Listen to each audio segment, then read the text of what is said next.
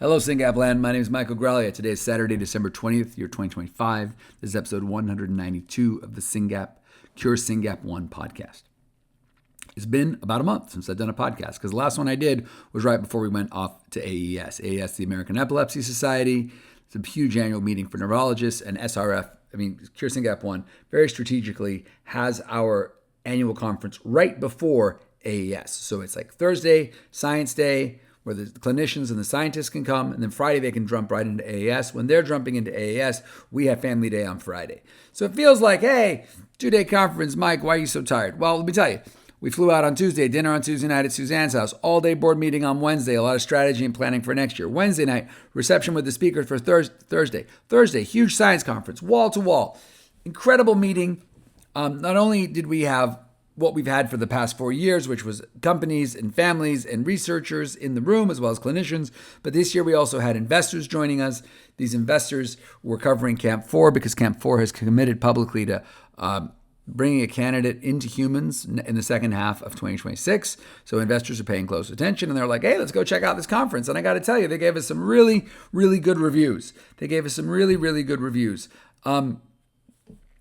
And they wrote an investment report on Camp 4 that actually profiled the SYNGAP1 meeting. I don't know if this is the first patient advocacy meeting that has had its own equity research report dedicated to it or not. But if it isn't the first, it's one of the first. And it's a really exciting report. I wish I could read it to you, but it's long and I'm not supposed to share it. But there is an article about it in investing.com, and I share that link in my notes. Check that link out, guys. It's pretty exciting that these people are talking about it. But anyway, back to my thing. Tuesday, all-day board meeting. Tuesday, fly in. Wednesday, all-day board meeting. Thursday, Science Day. Friday, Family Day. And by the way, Thursday night, for all the families coming into town, we have a big rare reception, which was us, SLC6A1, GABA-A, Med13L, Citizen Health, Combined Brain, other companies co-sponsoring a big reception, which is just a lot of fun. And of course, our family is very convenient for our families. They get to go Friday, Family Day, and then family dinner, which is exciting. And while that was happening, for the first time ever this year, we had our PROMMiS meeting. So every quarter, we get together with the clinicians from our natural history sites, currently CHOP, Colorado, and Stanford. Make sure you're taking part in the PROMMiS Natural History Study, going to one of those sites, as well as companies who want to know what's going on. So they sponsor some of those sites so they can learn about what we're learning in the natural history study. Why do companies care about a natural history study? Because the natural history study dictates what we should be measuring in a clinical trial. That is huge. And I got to tell you, I was already tired and exhausted at the end of Thursday, but when I got up on Friday morning while you guys were having Family Day and I kicked off that PROMMiS meeting, I looked up and I saw clinicians from CHOP, Stanford, Colorado Children's, and I saw these companies, and I saw our leadership, Marta, Virginia, etc. were in the room. And I was like, holy smokes, this is happening. This is real. These are people. I mean, anyway, I don't want to belabor the point, but it was huge. It felt like a silent milestone, right? Like a really big step forward for SYNGAP. And some of you didn't even know it was happening. But it happened, and it was great. The other thing about AES and our meeting that I wanted to talk about was rare was very visible. I think a couple of years ago, you go to AES, and AES is like all epilepsies, right? As recent as a couple of years ago, people were just talking about general epilepsy and big epilepsy meds and whatever, and rare diseases were like, what about us? What about us? Genetic cause of epilepsy. Yeah. Increasingly over the past few years, you've seen us not dominate the conversation, but get a lot more airtime. And I would say rare disease generally, and SYNGAP specifically, certainly was covered at the meeting just by posters. I mean, SYNGAP was mentioned in 17 posters this year. So there's presentations and big conferencey stuff, but also there's huge poster sessions where people share their emerging research. And 17 posters on SYNGAP is not a small number. The other thing was cool is we give these beautiful lanyards for our meeting, right? So you get your name tag on one of these lanyards for our meeting.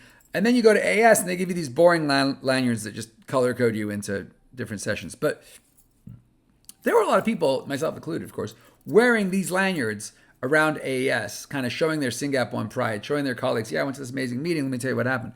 That is exactly, guys, why we do the Science Day right before AES. It's not because the first Thursday in December is a convenient time for a meeting. Not at all. But, for us at least.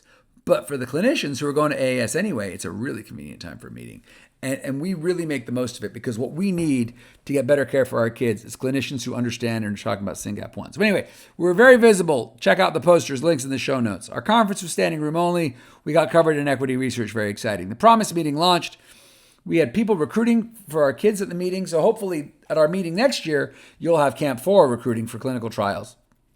But this year we had Praxis and Lundbeck recruiting for small molecule. So remember, Camp 4 is working on RNA, which is, ASOs, small piece of RNA, specifically targeted at SYNGAP. Whereas Lundbeck and Praxis this year, we're coming at us with small molecules for epilepsies, but the inclusion criteria, the way you get into the trials, is you have a DEE. In the old days, it was like you have Dravet or you have LGS, Dravet or LGS, and everyone else can wait.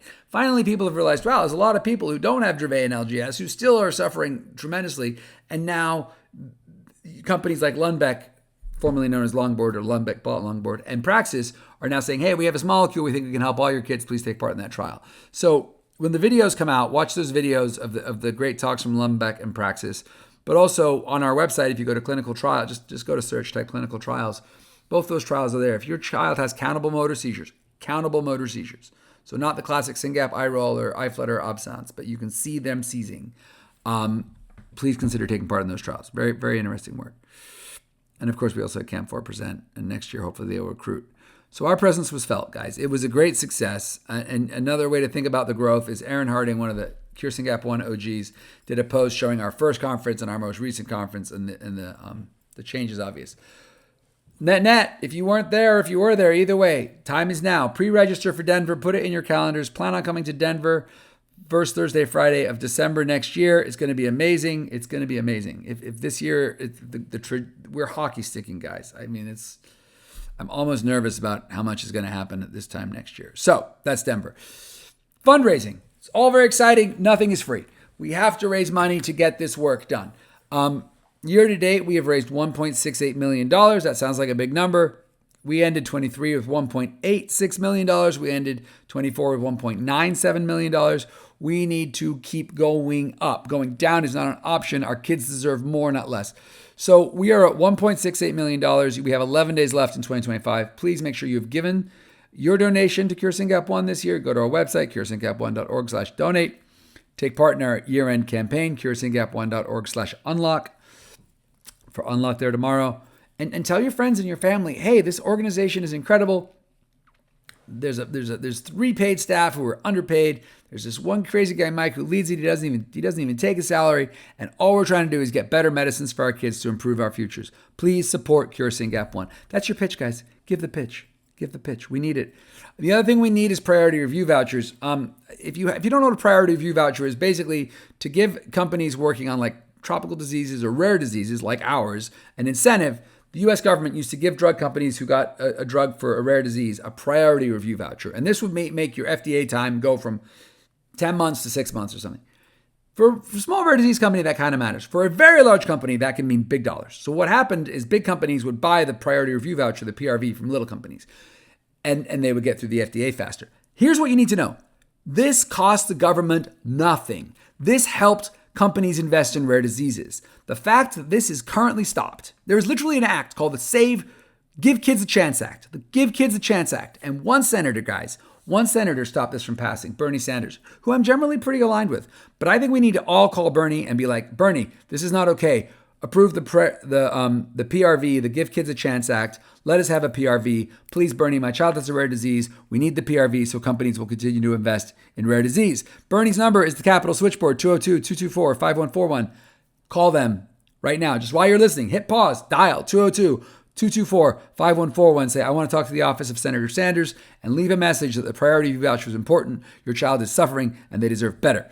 I want to finish on a high note, and I got to move fast. Pubmed, guys, is at 58 publications for the year. You've heard me talking about Pubmed. That is the most publications on SYNGAP in any year ever. We're 4 over last year. That's 187 publications since 2022. Why does that matter? It means that in the past 4 years, we've seen half of the publications on SYNGAP happen. So the knowledge around SYNGAP1 half of it has been created in the past 4 years. That is incredibly exciting. We are making progress. Continue to support Cure SYNGAP1. Continue to stay tuned. See you at the conference next year. Thank you so much for listening. Like and subscribe podcasts wherever you follow.